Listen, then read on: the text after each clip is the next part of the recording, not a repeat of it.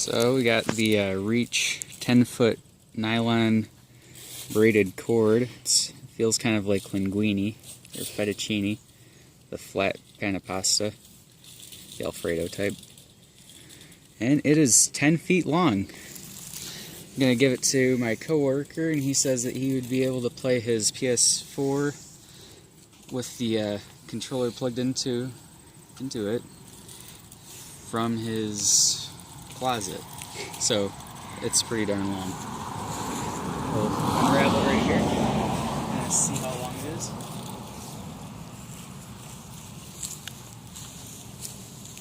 You can kind of see it in the grass. It's too long to do in the house.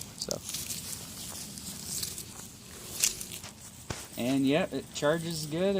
We were able to get 1 amp going through it, so most phones will charge with it. It doesn't really have any sort of downside to it really, other than, you know, it can get tangled easier. Everything's pretty good, so I liked it, and he seemed to like it too. Didn't have any bad experiences with it.